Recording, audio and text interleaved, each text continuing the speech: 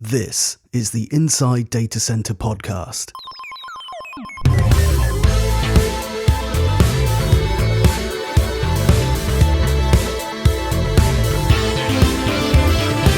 We talk to the people who power the data center sector to give you insider info on everything happening in DC today.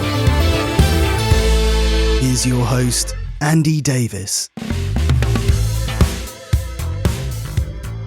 Welcome to the Inside Data Center podcast. Today I'm joined by Andreas Beck, Managing Director of Zauner. Good morning, Andreas. Good morning, Andy. Great to be on your podcast. Thanks for coming on. No, yeah, exactly. We've been planning it for a while, so it's good to finally get this one recorded.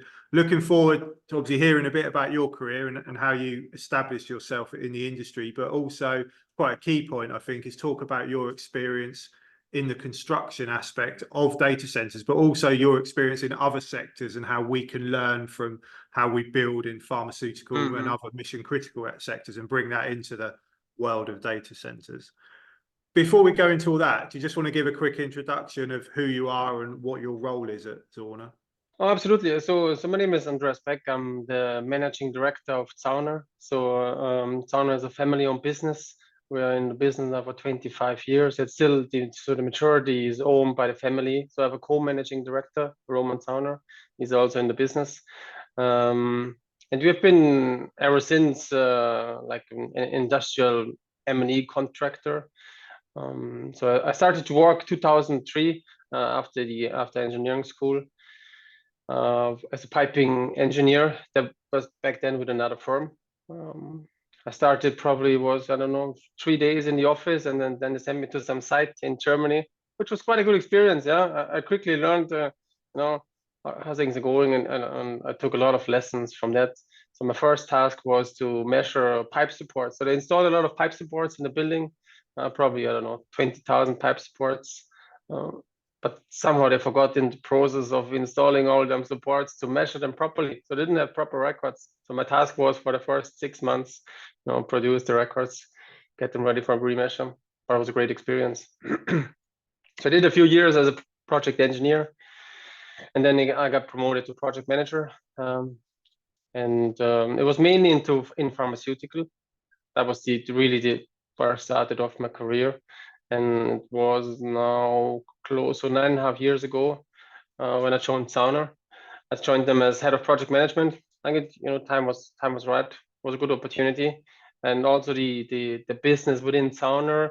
I did a lot of work previously in power plant business, energy sector, and it was around about that time when basically the industry there was dead. There was no work there anymore. They didn't build any new gas or coal-fired power plants. It was just no longer the time, and they were on the lookout for some new ideas, some new industries, new businesses, and then I joined them. And since 2022, I'm now managing director. I also have a minority shareholder, and I think it's a great company. I like the family-run business. I think we're still quite flexible, although we have grown quite a bit in size. We try to keep it that way. I think that's a big advantage also for our clients. They can always reach to us out directly, and that's still very much hands-on in the business. I think that's a good thing to describe it. Yeah, definitely. Always good to keep your hands dirty, as I always say. Well, absolutely. I think that's how you make a difference.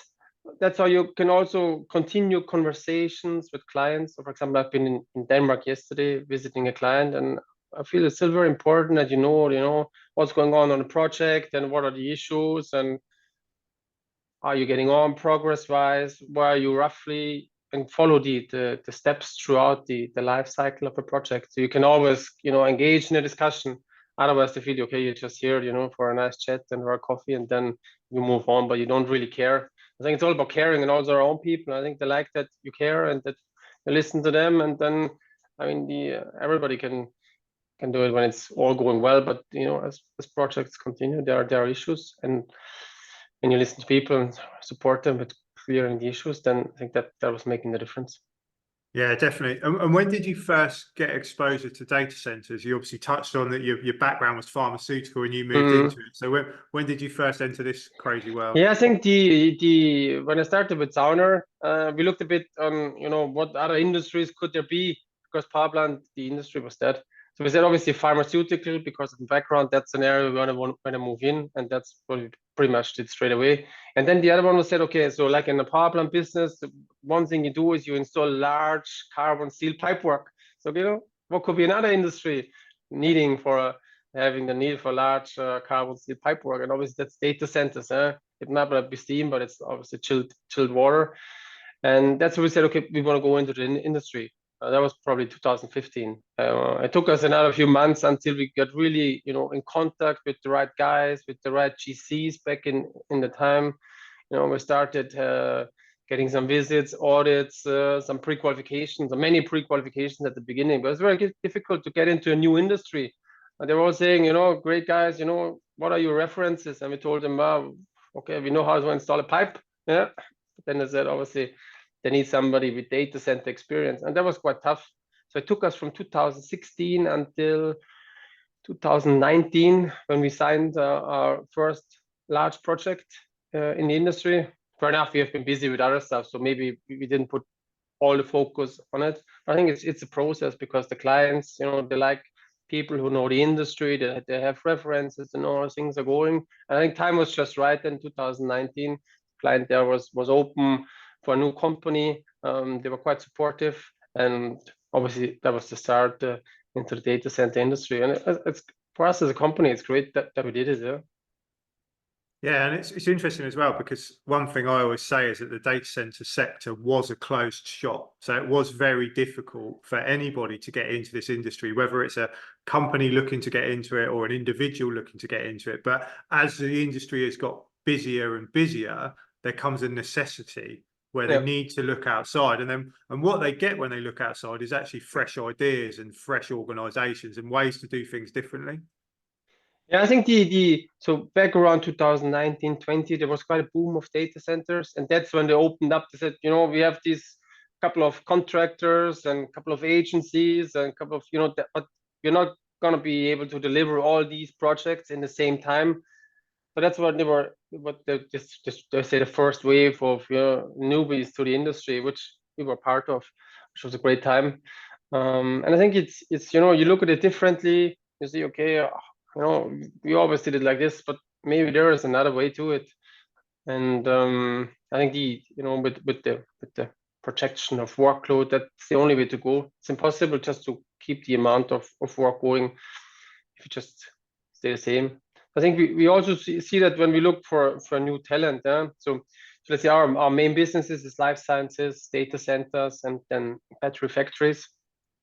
But if we say now, okay, let's say we need a project manager, and if we say, okay, we would only take a project manager from one of these three industries, then, you know, that's impossible. Yeah, you might find a guy, but it takes very long and it's very difficult. Then you need to convince him to, because he most likely works for somebody else who is also very busy, because these industries are very busy. So we look at other industries, for example, oil and gas. We have a lot of people work previously in oil and gas. So oil and gas has high requirements for quality, safety, schedule, but it's just the fact that it's not so busy. So we're saying them, okay, guys, maybe you're not the experts on data centers, but you're great experts on M&E skill set. And if you come to us, you can learn the ins and outs of the industry, and then you will be a great asset to us. I think that's the way to go. Definitely, yeah, I totally agree. And again, I think it's out of necessity that we have to do that as well, because we all know that the industry is getting busier and busier, but the talent pool is very much staying the same. And unless we start to look outside and bring people into the sector, and also it's a lot of people want to get into the sector right now because they can see that it's busy. So now's the time to do it. But you do have to do what I'm sure you have done, and that is invest time and invest money and educate and train these people to bring them up to speed to the critical sectors. You probably see that even more with the recruiting business. If you would just always look for people already in the industry, then, you know, that you wouldn't be able to properly do the job. Just, you know, lack of candidates. And I think it's all about, as you say, training. You know, getting them closer to, you know, what's the difference in the industry, what are the requirements, and then setting the project up that obviously there should be in every project an expert in that field, so you can, you know, train the buddies and they can learn from each other. Yeah, definitely. And from a construction aspect, what have you seen and what have you been able to bring into data centers that you maybe utilized in other industries, and how have the customers been receptive to these new ideas? Yeah, so I think, for example, if you compare life science to data center industry, so in life science, the specifications are much more thorough. They're much more into the details on, let's say, the likes of a pipe or a cable. It's pretty much specified to the nuts and bolts, which obviously helps later on down the line to avoid any issues. So, and I think on data centers, it's a bit more, it was a bit more flexible. They said maybe, okay, you need a carbon steel pipe, shed 10, and that's what we want. But on a pharmaceutical project, it would be, you know, this is the pipe, this is the wall thickness, this is the paint code, and so on. So really all the details. But obviously it helps that not, you know, 8 months down the line, somebody comes along and says, okay, this is not the paint code I wanted. I think what we brought to the table is that with the knowledge, we try to really specify these things properly, make sure that there are no different understandings. And if there is a difference in opinion, you know, try to settle it at the beginning, get it right, and avoid any larger issues later on down the line. Also, I think if you compare it, probably the level of detail in construction and workshop drawings is also different in, let's say, in pharmaceutical, because later on validation and so on, it's much more important on the as-built drawings. I think that's also learning we run. On the other side, I think data center industry is much more advanced on collaboration, BIM design, and how different trades work together. That's still quite uncommon in life science, and I think life science could participate quite a bit from the BIM coordination done in data centers. I think that's a great advantage. I know trades working together, and how could we construct this better? How can we optimize it? You know? Yeah, definitely. And over the time you've been in the sector, obviously we've seen, we all thought 2019 was busy, like we said earlier, but then 2020, 2021, 2022, 2023, and now we're in 2024, and we just don't know where this is ending. But how has the kind of the scale of the industry changed, how you work and your opportunities, really? Yeah, I think as you say, there was quite a big boom around 19 and 20. Then it got a bit, so I think at least the hyperscalers didn't build as much in the last 2 years. But what we can see now, as you said, is there's a massive boom coming, or it's already on its way, obviously fueled by all the AI systems and all the technology. And what we're also seeing is the projects have the tendency to get bigger and bigger. We talked about it the other day in the company. So 2018, we did sign a contract of around 40 million euros, and was back then the biggest contract we signed ever. Yeah, it was quite, you know, we celebrated in the company and said, you know, this is a great achievement. And now recently, 2 weeks ago, we signed a new contract for it was actually a data center in Germany near Frankfurt, and was just shy of 35 million. So really close to, you know, what was a couple of years ago our biggest contract ever. And it's a standard project because the projects are just growing in size. They're getting faster. So the trend certainly is projects are getting bigger and bigger. And so as I said, 2018, our biggest project we ever completed was around 40, or signed was 40 million. And so now we're doing a project in Switzerland. It's around 150 million. So you know, things are changing. Obviously, the company changed quite a lot in the last couple of years. That's said as well. But also the projects across all industries, but especially on data centers, it's just going faster, bigger. Well, I mean, it's a positive trend. It's great, yeah. But obviously, it would also be great if, you know, they could align that they don't do all the projects at the same time, yeah. But that's exactly, yeah. And how you touched on speed and scale, and it's always what I talk about when people ask me, like, how has the industry evolved? It is all speed and scale, and obviously capital, but capital comes with the speed and the scale, really. How have you had to adapt as scales and speed has increased? And are you able to bring learnings from the other sectors you've worked in that obviously have that scale already you're operating a significant scale in pharmaceutical. Is that similar to data centers? Yeah, I think what we always had in pharmaceutical was the criticality for time to market, because there it's obviously you want to get the medicine to the patient as soon as possible. That's where it counts. And sometimes, you know, pharma companies, they have a patent and they want to maximize the use of the patent. So it's all about the schedule. I think the experience was there. And the other element is certainly whatever can be done pre-construction and offsite fabrication. They are success elements on fast speed construction projects. So I think the difference now is, so a couple of years ago everybody talked about how, you know, how can we do it modularized offsite fabrication, but it was more talk than actual happening. While it's now that the clients, they're really on board, they're really pushing for it, they are really allowing also the time and the investment into a proper pre-construction, proper design. I think that's the way to go. And you can do so much offsite. Yeah, so we have a couple of big workshop facilities spread across Europe where we're doing large modules for different industries, and that's the way to go. You save so much time. That's I think what needs to happen in any case for projects of that speed. Yeah.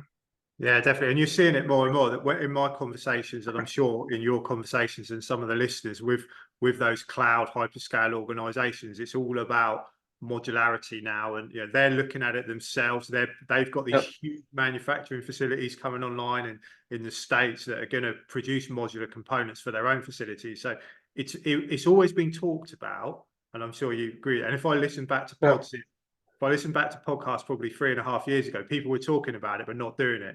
Now they're talking about it and doing it. That's the difference. Yeah, I agree. It was a lot of intention, but not actually happening. But I think now they're eager to keep certain designs frozen, you know, to clone a project and not just reinvent the wheel every time again. Yeah, I fully agree. No, definitely. And another point I want to touch is technology and how technology's come into construction. It's a really big opportunity to attract talent, I think, when you start talking about virtual reality and stuff like that, where, you know, it's not just builders on site anymore. Construction is an amazing technological industry. So what have you seen come in, and do you think there's other aspects that will come in over the next few years? Yeah, I think it's an interesting development. I remember a few years back, you know, that there was a discussion, you know, simple stuff like a well dog. Yeah, it should be on paper, or to be put it in a system. I had so much work on putting it into the system. But I think luckily and also COVID contributed to that. So this discussion is now part of the past. So it's now all about, you know, you have your virtual project, you have a big dashboard, and that's where you need to have all your stats. You need to control your project from the dashboard. In addition to that, obviously, you said virtual reality. So we have a guy here, he's doing, you know, laser scans of project, live progress data of the project. So you see actually in the model, that's the design, that's the installation percentage complete, and that's the way to go. That's the issues, hindrances. You can do live Teams sessions with clients or with the engineering team, and not everybody needs to go to site. I think what happened a few years ago is there was so much traveling, for unnecessary traveling, yeah, which now can be avoided. Yeah, we need to use the modern things of technology. Probably now 2 years ago we started up an own department. We call it digital construction. So obviously we started with a guy, but so this department has grown quite significantly, and now we actually are now on the verge of a new transformation again in the company, just to make a big digital hub, because that's the way to go. All is about data. So there's so much data. Obviously, you need to work with the data, and you can only work with the data if it's controlled, if it's properly visualized, and if somebody can analyze the data. Because, you know, you can have great dashboards, but if nobody's working on it to analyze them, then what's the point there? And I think that's certainly the way to go.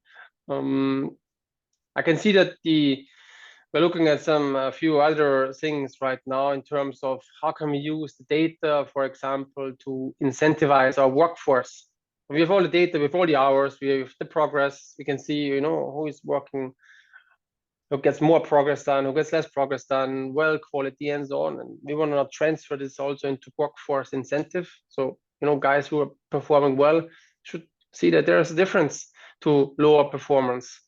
And I think around AI, I mean, we all have tried out ChatGPT or Copilot or Microsoft. I think there are tools now out on the market already, and we're in a trial phase at the moment, which is really construction application focused. So you can really, take out your phone and just ask your Copilot or whatever the name is, then, on this drawing, on this submittal, look for details, or is there a change order relating the subject, and then the AI actually comes up with a message. So it's much faster, and I think it helps on one hand unnecessary time, and on the other hand, I think it's also sometimes you have a million documents and you can't find it. It's impossible. You don't know how to build a search string which actually gets you the right answer. But with AI, I think that's possible. And then the another interesting aspect is the Copilot from Microsoft. So the new application is if you go on a Teams call and you transcribe the Teams call, after the Teams call, you get a full set of minutes of meeting. Any notes you could take, it references on which time of the meeting, who said what, and what was the conclusion, what are the tasks, what are the action items, and is anything open, outstanding. So I think it's fantastic because we have all been in these meetings, scribbling down some notes, and then afterwards painful, writing up the minutes and what did he say exactly, and how did he mean that? And that's just I think that's a game changer, and it's advantage for everybody. Because then quite often you're in a meeting, then you get some notes, and then Jesus, no, I didn't say that. Exactly. Or if you're like me, you can't read your notes anyway, so you write them down. Yeah, exactly. Yeah. So I think that's a big help, and I think people shouldn't be afraid of AI. I think it's just a support for the work.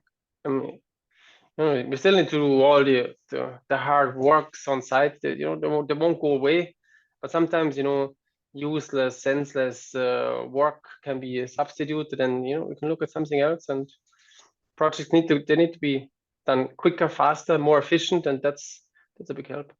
No, yeah, totally agree on AI. I think AI replaces the tasks that we don't want to do as well. Look, there's a lot of tasks, administrative tasks we don't want to do, and also it's not the best use of our time. So it gives you the opportunity to put your time, like that example that you've given, writing up the notes of a Teams call, it saves you say 10-15 minutes, whatever it is, but it's 10-15 minutes times however many Teams calls you have that week. And what time that gives you is the opportunity to do probably what you're good at and what you enjoy, and that's what we're all here for, isn't it? We all want to enjoy ourselves, and absolutely, admin's not one of those tasks we want to be honest. Yeah, then you push it down to the end of the week, and then end of the week you have a long list of works to go, and then you want to do it before Monday. So these things can be avoided. Yeah, definitely. And it's always ironic, I think, whenever I do podcasts and we talk about using data in the data center industry, it's like the product of what we're doing can change everything. If we use the data you've got to make you better, but all that data that's coming is stored in a data center. And when you think about it, every business is having the same conversation. How can we get more data to use to make us more efficient? Yeah, it's a win-win for us. Oh, absolutely, yeah. I think we have seen that now in the last year or so, that the development, it's fascinating. I think it will be quite interesting to see where it goes. Obviously, we can see already that there are a lot of trends, and it's hard to follow all the trends. And even if you have, let's say, quite a good idea, maybe one guy is, he gets up with the idea and tries to, how could it be implemented? But then the next step is to how to roll it out in the business, but how can a standard user then benefit from the technology? So I think that will be the biggest changes. How can we get our teams to work with the tools, and how can we train the tools, and how can we make them work? Because the greatest tool, if you don't know how to handle it, then it's of no use. So I think these will be the challenges. It will be key to have good people who can roll out new tools, new programs, work with data, and get people on board and show them how to use it and how to work with it. Yeah, definitely. And before we move on to some sort of more industry related questions, What's the future look like for Zauner then? What's on the horizon? Is it more of the same, or have you got other stuff to come? Yeah, I think we are in quite interesting industries. Yeah, they are all the trends of the future. So obviously, we want to stick to the pharmaceutical life science industry. It's a great industry we're in, and we can at the end help to get medicine to patients faster. So that's obviously what we want to keep there. Data center, I think, is our second biggest industry. It will probably, the percentage of share on the overall turnover will grow over the next few years. That's just the trend we're seeing.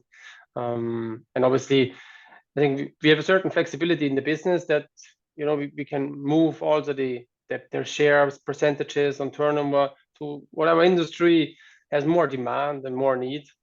We also work, as I said, battery factories that will continue. EVs, there will always be a need, but it will be less of importance to the business compared to other industries. We will also be of work in semiconductor. There are some blockbuster projects on the horizon there across Europe, but it will also be a bit similar like the battery manufacturing, a more niche industry. We're also doing some interesting stuff like the direct air capture project in Iceland. Totally different, yeah, but also great in terms of sustainability aspect there. So they suck CO2 from air and pump it into the ground basically with a long process, and it gets to a granular version later on. And we built a plant there. I think it's a fantastic industry. Obviously, I don't know what the future will bring. They have a few big projects now in America. We'll see how the development is in Europe, but certainly interesting. I think that if they can develop this technology on a larger scale, that could benefit everybody. Yeah, I think exciting times ahead. Yeah. As a company, we try to stay focused on new opportunities, new industries. I think that's always important to see what else is going on and keep an eye open. I think what we learned from when I joined the company, and there was a pure focus on these power plants. We want to get into the same situation again. We want to have multiple industries and well positioned. So this brings us in a good future. Yeah, definitely. I always say, and it's kind of part of my role in our company, is that sort of market scanning, future scanning, what's coming, yep. what's happening, and whether that's related specifically to data centers or, like you say, or similar industry. You can find it out. If you're listening, you can find this stuff out. Do some digging, and you can always see what's probably coming in the future. If you see the vibes, you see the trends, and it's important to follow them. It's not, you don't need to take on every new trend, but it's important to know about them. I fully agree. Definitely, that makes a difference. Yeah, definitely. And before I let you go and get on with your day, just some sort of more quick fire questions on the industry and, sure. and to get your views. Number of challenges in the sector at the moment. There always is. There's always a different one every time I talk to someone. But what do you think are the key challenges we face as we head through 2024? Yeah, so I would say it's a combination probably of three challenges. One is the large amount of projects at the same time. Then the limited amount of companies able to work in these industries. And then the third challenge is as a result of that is just a shortage in workforce, which on one hand is driven by just the amount of work out there. And the other one, what you can also see is that I think construction is an exciting industry, but it somehow seems that it's very difficult to motivate the new generation for the construction industry, because at the end, quite often you have to travel because the projects are never, in front of the company. So they're somewhere across Europe in our case. Then they were demanding. There's a lot of pressure from the client.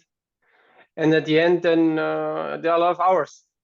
So I think it's a challenge to motivate enough of the new generation. But I think it's once you're in the industry, I think it's amazing. Yeah, you can really see that whatever you're doing in engineering or in procurement or in project management, it's being built, and you can see something great is happening. So we try obviously to encourage. We have a lot of students here and trainees, and get them close to the work, and hope that they will be part of the journey. Yeah, it's a really good point, and I think, and you're an example as well. I always say to people, yeah, get the younger generation close to the projects, give them that exposure on site, because anybody that has had that exposure early in their career tends to do well. Whereas if they are sat in a design office or estimating or whatever it is, or in finance, and they never actually see the project, they can quickly lose interest in the sector and go and do the same role somewhere else. But there's not many industries where you do get to sort of live and breathe the product at the end of it. Yeah. And I mean, every project is different, every site is different. So it's not that, like, you know, if you're in a machine factory car maker, that it's probably a standard product on and on. It's like, even if the same project is being built in a different location, you know, people are different. It's all about, you know, how people are getting on. It's about site locations. It's a totally different project. Yeah. So it's always interesting. Every new project has its own challenges. And then, you know, you never know about the environment, you know, political aspects that can all influence how a project goes on. Yeah? Yeah, definitely. And now, like we talked about, you get to use the latest, greatest tech as well, which is a big game changer for younger people. Absolutely, and I think that's the features they want to use and they want to go for, and we try to promote them. We go to universities, to engineering schools, and we show them, you know, that's how we work, and that's what you can do when you come to us. So I think we need to do that. You know, it's our responsibility for the industry to get out and promote that, even though the candidate might go to some of the competition, but it's still to motivate people for the industry. I think that's important. Yeah, totally agree. It's an industry challenge, not a company challenge, and that's how you have to look at it. Couple more questions. If you could ask everyone in the sector to start or stop doing one thing, what would it be? Yeah, I think as I said before, it would be ideal if they sequence their workload a bit better. Yeah, not everybody is building at the same time, but obviously that is impossible because demand scales up at the same time for similar reasons. But obviously that would be ideal. Yeah. I don't think people all consider that as well, because obviously I see it, because part of our job is to work with different organizations who are kind of all at the same point of a project. But I don't think people see it. They just see growth. Oh, there's more projects coming. There's more projects coming. But there's like you said, it's not an endless amount of companies that can deliver these projects, and companies like yourselves can't take on endless amounts of projects. Oh, absolutely. You only have so much ability to deliver. We only want to sign up for work which we are confident that we can deliver. Yeah, I think, you know, one bad project can damage the reputation of 10 great projects, easily. So it's very important to focus on what you're capable of delivering. And I think the challenge obviously is that everybody believes its own data center is more important, so it will be impossible to sequence it. But that certainly, if I would have a wish free, then this will be it. Yeah. Yeah, definitely. And final question, if you could give one piece of advice to anyone looking to work in the sector, what would it be? Yeah, I think, you know, if you want to be part of something exciting, very demanding, but also equally, you know, interesting, unique, this is the way to go. I think don't be hesitant if you work in another industry or you haven't had any experience.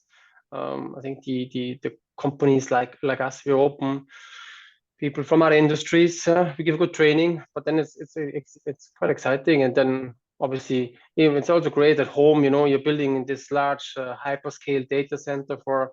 Also, we can't talk about it, yeah, but at home, you know, nobody can prohibit you to share among your friends. You know, I'm building this great data center for this and this company. Yeah, I think this is exciting. Yeah, it's companies who everybody knows. Yeah, definitely. And I think, and just on a positive for you guys, really, I think you're a great example of a company that does bring people in from other sectors. And I have to have this conversation with some organizations when they say we need someone with 5 years data center experience. You say you don't. You just need the right person, and you need to put the time and investment into getting them into the sector. So well done to you guys for doing it, because it is really important. We do need more people from other industries to build these things. No, that's a great feedback. Appreciate it. And I think obviously everybody would like to have people with a lot of experience in the industry, but it's just not how it's going to work. Yeah. No, definitely. Thanks for your time. Really enjoyed the conversation. You know, thanks for the time as well, Andy. Good organisation. How can someone get hold of you if they want to learn more about Zauner, or just, you know, get in touch with yourself? Yeah, I think through LinkedIn is always an option, and on our website. we have all the open positions, and even if the specific position might not be on our website, we hire throughout the year on most of the positions. So just apply for a job. We're also quite open to any individual position, and then you always get feedback from our HR department. Yeah, and we'll put the website in the show notes. So if Perfect. anyone can't find it, they can see it there. Yeah. But thanks for your time. We'll catch up again. Thanks for soon. coming in. Good stuff. Thanks, Andy. I'm sure we'll see each other around the world somewhere. But Absolutely. Take care. care. Bye bye.